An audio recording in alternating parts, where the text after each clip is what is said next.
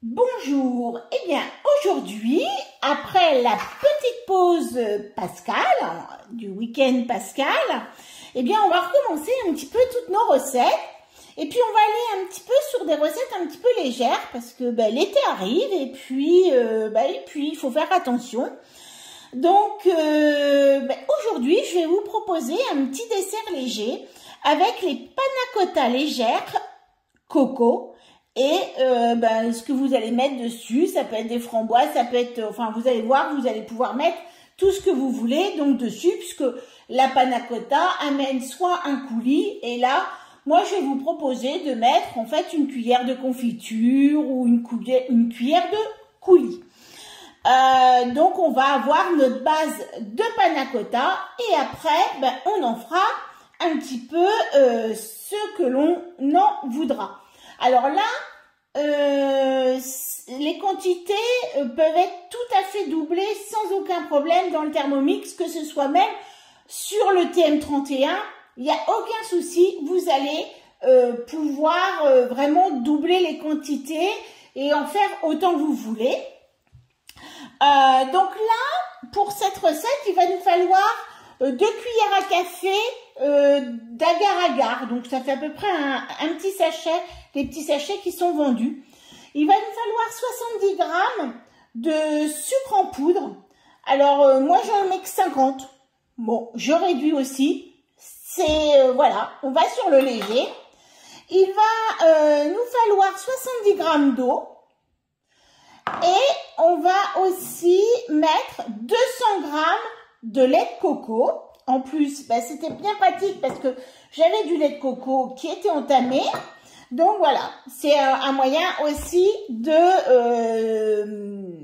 d'utiliser notre lait de coco. Et il faut une cuillère à café de vanille en poudre. Comme je n'en ai pas, j'ai pris une demi-gousse de vanille que je vais hacher. Voilà. Donc là, ça va être la base de notre panna cotta.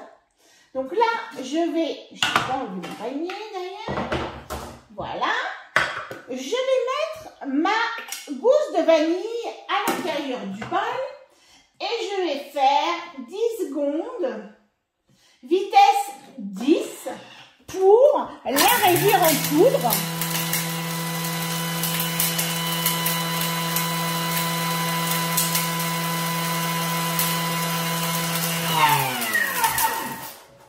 Alors, on regarde parce que si c'est pas assez, on n'hésite pas à remettre éventuellement un petit coup.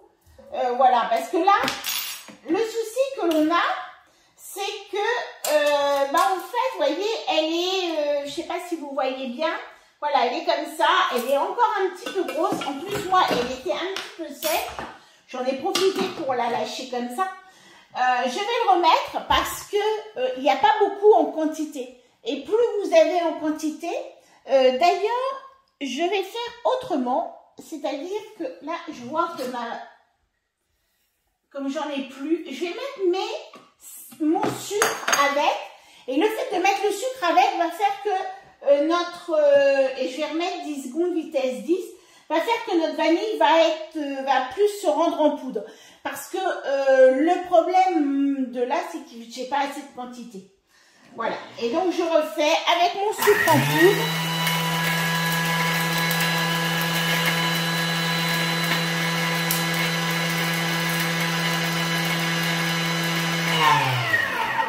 Voilà, donc là, ça va faire un petit peu comme quand on fait notre sucre vanillé. On va bien réduire. On va bien réduire et là, c'est impeccable. Donc là, on voit bien, on retrouve simplement des petits grains de vanille, des petits grains de vanille dedans. Et c'est ce qui est très sympa quand vous allez voir votre panna cotta, vous aurez ces petits grains de vanille, moi j'aime bien, enfin voilà.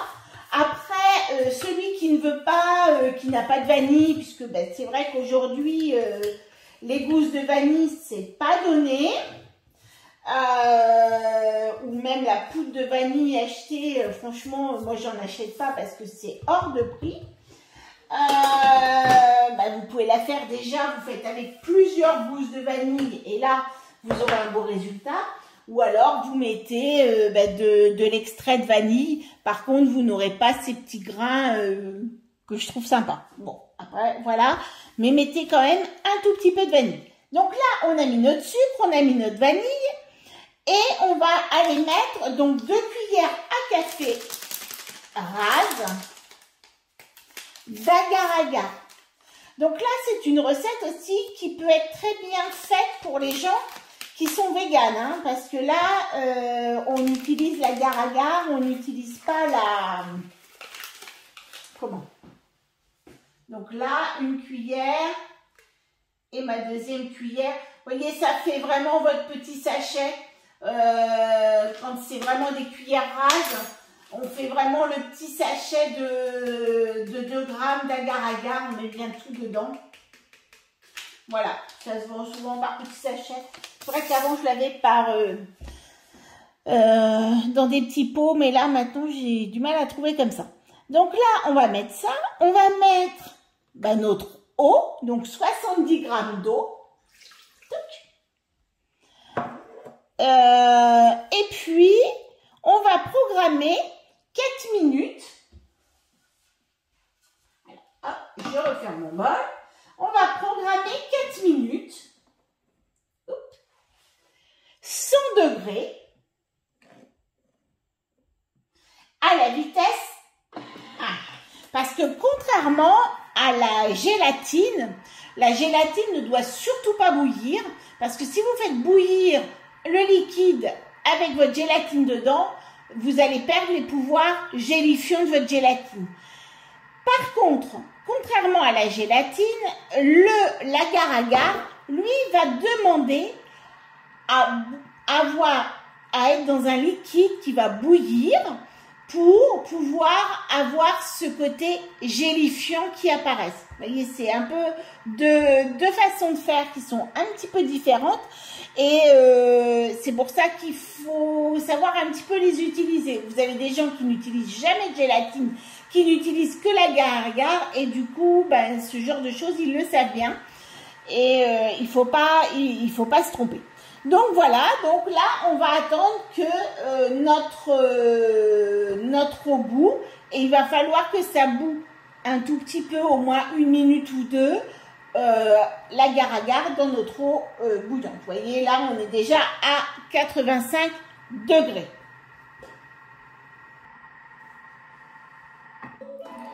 Donc voilà, on a monté notre liquide à 100 degrés pour notre agar-agar, pour qu'il puisse prendre.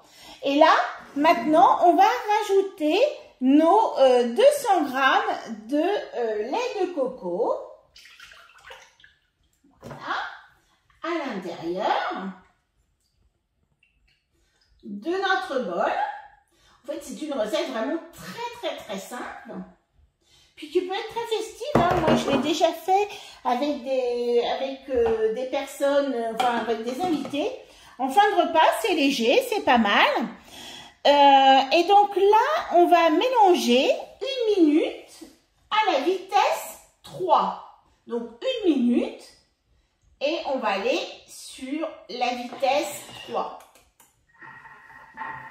Voilà. Donc là, ensuite, on va répartir bien sûr la préparation dans des petits pots. Bon là, j'ai pris des petits pots tout simples, hein, puisque c'est pour nos petits desserts journaliers, je vais dire.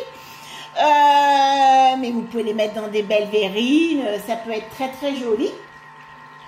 Donc on va les remettre donc dans les petits pots et ensuite au-dessus, moi j'avoue que j'avais loupé, ça m'arrive, hein, bien sûr aussi de louper quelque chose. J'ai un petit peu loupé mes gelées de mûres cette année. J'ai loupé une série de gelées de mûres, elle est un peu liquide. Donc, je vais la mettre dessus. Ce qui explique aussi pourquoi j'ai diminué ma quantité de sucre. Parce que, mettant une gelée dessus, eh bien, la gelée va être beaucoup plus sucrée qu'un coulis de fruits. Donc là, vous pouvez mettre n'importe quel coulis de fruits. Là, en plus, en ce moment, c'est la grande période des mangues. Oh, alors, c'est la grande période des mangues. Donc, voilà. Et justement, on peut mettre un petit coulis de mangue. On va arriver sur, là, les fraises. Vous mixez un petit peu de fraises avec un tout petit peu de sucre. Et vous allez rajouter votre petit coulis de fraises. Voilà, vous allez pouvoir y mettre, pourquoi pas, une cuillère de confiture. Là, on a mangé un petit peu de foie gras là pour Pâques. Donc, c'est vrai qu'on a de la confiture de figues, une superbe confiture de figues avec des figues rouges que l'on a fait. Donc, c'est vrai qu'elle est excellente. Mais, voilà. Et donc, du coup, chacun va pouvoir, à la limite, personnaliser sa panna cotta. Donc, voilà. Et c'est pour ça que je vous dis, cette recette, vous voyez, hein, la quantité dans le bol, elle n'est pas très grande. Vous allez pouvoir, sans aucun souci, doubler la quantité. Donc, normalement, on fait à peu près 4 mesures. De toute manière, même si j'en fais pas 4, je vais m'arranger pour en faire 4. Voilà. Et puis, celui-ci, il aura plein. Ah, celui-ci est un peu plus gros. Ce qu'il faut, ah, la dose, c'est 4. Donc, un petit peu, hop, je fais mes petites. Et puis, j'ai un petit peu mes graines de vanille qui sont au fond. Donc, je vais les répartir. Ils sont un petit peu restés au fond. Dans mes petits pots. Parce que franchement, c'est très très bon. Il ne faut pas les laisser dans le bol du Thermomix. Voilà. Je vais bien tout remettre. Et là, vous allez pouvoir les mettre donc au frigo pendant à peu près, je dirais, 1h30, 2h, allez, pour que ça prenne bien. Et puis, je vous dis, vous les personnalisez, soit avec des coulis de fruits, soit avec des... soit avec des coulis de fruits, soit avec des confitures, des gelées. Franchement, c'est très très bon.